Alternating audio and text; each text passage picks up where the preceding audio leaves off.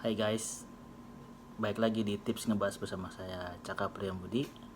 Kali ini kita bakal ngomongin tentang 10 pertanyaan umum kalau saya lagi naik taksi online.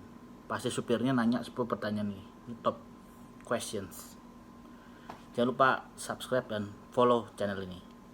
Pertanyaan pertama adalah, Mas itu alat musik apa sih? Nah, saya paling suka kalau ada yang nanya seperti ini. Dibanding dia nebak, saya lebih suka orang langsung nanya. Biasanya saya langsung jawab, ini adalah alat musik kontrabas. Nah, pertanyaan kedua, ini gitar ya mas? Kalau gitar senarnya 6. Saya jelasin kayak gitu. Ini senarnya 4 dan senarnya tebal-tebal. Jadi ini nggak mungkin disebut gitar karena fungsinya juga beda. Sama suaranya ini lebih rendah banget si kontrabas ini. Jadi saya jelasinnya sesederhana itu dulu. Pertanyaan ketiga, Mas itu biola ya? Nah, saya udah mulai agak minimal dia mendekati ya satu keluarga alat musik strings ya kan. Ya saya bisa bilang ini biola besar. Artinya kalau kita lihat biola bentuknya seperti itu. Nah ini ibaratnya kita perbesar skalanya dan suaranya pasti lebih rendah. Nah makanya ini jadi gampangnya untuk buat orang-orang ya ini alat musik orkestra sejenis seperti biola tapi ini besar, tapi bukan biola, namanya kontrabas. Yang keempat, nah ini lumayan ngaco pertanyaannya, Mas ini harpa ya? Nah ini harpa, ini kontrabas, bentuknya beda banget. Nomor 5, pertanyaannya gini biasanya, Mas itu cara maininnya dipetik atau gesek sih? Dua-duanya benar, bisa dipetik.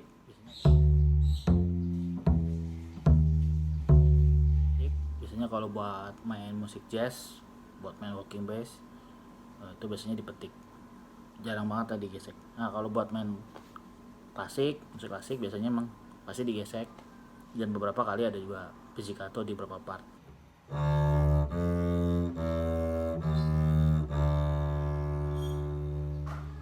Keenam, Mas itu gak ada fretnya gimana cara mainnya? Taunya biar gak fals gimana? Saya selalu jawab dengan pertanyaan balik ke orang tersebut. Biasanya sebenarnya gini, kalau nyanyi kan kita juga nggak tahu di pita suara kita ada fretnya atau enggak, tapi kita bisa tahu kalau itu nggak fals. Ya itu mesti kita latih ngedengarnya, bukan bukan soal mata lagi. Mungkin kalau di gitar kita ada fretnya, ada titik, kita bisa lihat. Atau mungkin di bass elektrik juga begitu, ada titik, ada fret, jadi kita tahu patokannya ya. Nah sebenarnya kalau di kontrabas itu juga ada patokannya, posisi, dan setiap posisi itu udah pasti jelas notnya ini. Kalau pitchnya itu ya memang mesti latihan akhirnya bisa tahu fals atau enggaknya. Bisa digeser-geser dikit, kalau kerendahan kita naikin, geser dikit, terus sebaiknya kalau kerendah ketinggian kita turunin dikit. Gitu, kira-kira gitu, karena dia fretless. Jadi saya selalu umpamain, ini anggap aja kayak orang lagi nyanyi tapi pakai alat musiknya ini gitu. Kayak orang nyanyi, pendekatannya nggak kayak visual mata atau misalnya piano kita bisa lihat itu instrumennya. Kalau kita pencet not itu ya pasti bunyinya misalnya C ya pasti C gitu. Kalau di bass terutama kontrabas nggak begitu, mesti ada penyesuaian jadinya. Nomor 7, pertanyaannya lumayan sering. Setiap kali baru memasukin alat kontrabas ini ke taksi pasti mereka selalu nanya, Mas itu berat gak? Lumayan berat. Kalau kisaran normalnya itu sekitar 12 sampai 14 kilo satu alat ya, lumayan berat kan ya, berarti bawanya mesti 2 tangan.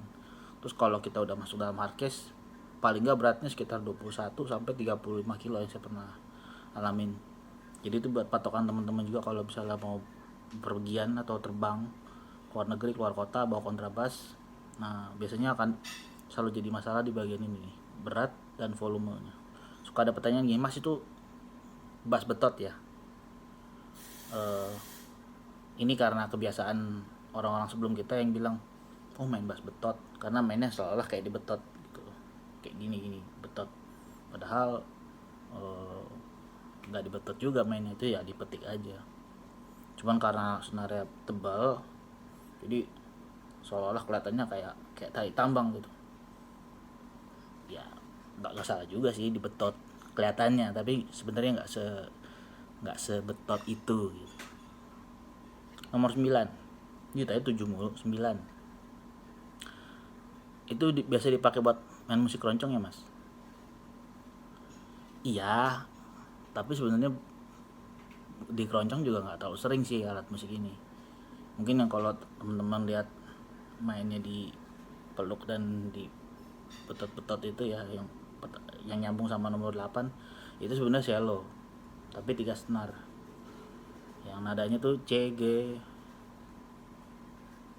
kalau nggak salah, pokoknya gitu lah, masih cuma 3 senar. Sementara kontrabas registernya lebih rendah dari alat musik itu, dari cello petik itu yang biasa buat dipakai keroncong. Cuma beberapa kali memang ada musik keroncong atau musik zaman dulu kayak musik Hawaii itu mereka pakai kontrabas memang supaya dapetin sound yang lebih akustik aja gitu. Yang terakhir nomor 10, biasanya kalau udah naik mobil udah duduk nyaman, mereka selalu nanya, "Mas mau konser di mana?" Nah, ini saya suka pertanyaannya. Ya, biasanya saya di mana kita mau menuju satu venue, saya bilang nanti saya akan main di orkes atau di orkestra, main di gedung aula ini ataupun acaranya di sini, nama orkestranya, konduktornya, biasanya saya selalu sebutin. Jadi biar masyarakat umum jadi tahu kalau alat musik kontrabas ini sebenarnya ada alat musik orkestra ini umum, cuman memang nggak umum untuk kalangan non musisi. Kira-kira itu dari saya. Jangan lupa sekali lagi subscribe dan follow akun ini. Terima kasih sudah menonton, sampai jumpa.